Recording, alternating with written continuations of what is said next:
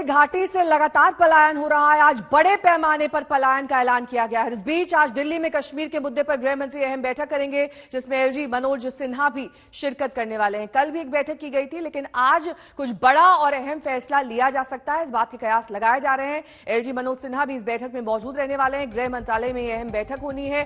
Target killing पर सरकार क्या एक्शन लेती है, इस पर सभी की निगाहें टिकी हुई हैं। कमलजीत संधू मेरी सहयोगी इस वक्त तमाम जानकारी के साथ जुड़ रहे हैं। कमलजीत, आज की मीटिंग बेहद अहम बताई जा रही है। कश्मीर को लेकर कुछ बड़ा ऐलान हो सकता है? स्ट्रैटेजिक मीटिंग्स हैं और ये प्री शेड्यूल मीटिंग अमरनाथ यात्रा को लेकर है, उसकी सुरक्षा को लेकर है, उसमें किस तरह के अरेंजमेंट्स होंगे। लेकिन उससे ठीक पहले जिस तरह से टारगेटेड किलिंग्स हो रही हैं, जाहिर सी बात है, चिंताजनक बात है। और तपन डेका जो कि आईबी के ऑपरेशनल चीफ हैं, वो भी इस वक्त जम्मू कश्मीर में हैं। आपको बता दें, जो क्रैक टीम ऑफ एमएचए है वो बिल्कुल क्रैक और बिल्कुल ध्यान दे रही है। पर लगातार जिस तरह से ये किलिंग्स हो रही हैं, उसमें बात आ रही है कि किस तरह से जो हाइब्रिड टेररिस्ट हैं वो लगातार बढ़ते जा रहे हैं। दूसरी ओर हमें बताया गया है कि 50 के करीब हाइब्रिड टेररिस्ट हैं, यानी वो लोग हैं जो आइडेंटिफाई आसानी से नहीं हो सकते हैं। जो कुलगाम की भी घटना है, उसमें भी एक युवक आता है, पिस्टल निकालता है, गन डाउन करता है, फिर भाग जाता है। तो ऐसे लोगों को आइडेंटिफाई करना मुश्किल होता जा रहा है, क्योंकि ये वो लोग हैं जो पहले अपने आप को घोषित नहीं कर रहे हैं आतंकी। वो AK-47 की तरह के साथ अपना फोटोग्राफ पहले जैसे एक स्ट्रैटेजी हुआ करती थी।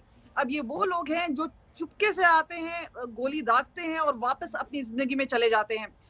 दूसरी बात यह है कि लगातार पिस्टल्स के कंसाइनमेंट है, आर्म्स एम्यूनिशन के कंसाइनमेंट है, वो इंटरनेशनल बॉर्डर के जरिए आ रहे हैं, ड्रोन्स के जरिए आ रहे हैं।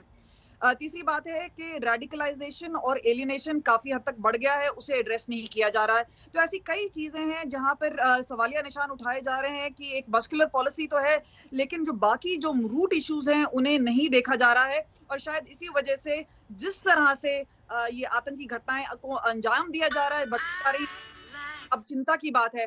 जाहिर सी बात है, एक पैनिक का सिचुएशन है, एक फेयर साइकोसिस है। पाकिस्तान का रोल तो है ही, लेकिन जो काउंटर स्ट्रैटेजी है कि लगातार काउंटर टेरर ऑपरेशन किए जाएं। महीने की बात करें, मई में 14 ऑपरेशन किए गए, उसमें 27 आतंकी मारे गए, 20 उसमें लोकल थे, 7 पाकिस्तानी थे। तो पाकिस्तान का तो रोल है ही, और जिस तरह से वो वेपन्स भेज रहा है, लेकिन काउंटर स्ट्रैटेजी भी पक्की होनी चाहिए। जो एक बात आ रही है कि एलियनेशन और रेडिकलाइजेशन है, उसको रोकथाम नहीं हो पा रहा है, ये एक बड़ा संकेत है। और दूसरी बात ये है कि ये एक धक्के की बात जरूर है कि जहां पर कोशिश कर रही है सरकार कि कश्मीरी पंडितों को वापस लाए, एक नॉर्मलसी का एक सेंस हो, वो अब नहीं रहा है। पिछले महीने ही जितेंद्र सिंह है, MOSPMO है, उन्होंने कहा था कि आतंकवाद अपने आखिरी फेज पर है। पर जिस तरह से घटनाएं बढ़ रही हैं, जाहिर सी बात है कई लोग इस पे सवालिया निशान उठा रहे हैं। बहुत बहुत शुक्रिया कमलजीत इस तमाम जानकारी के लिए आपका।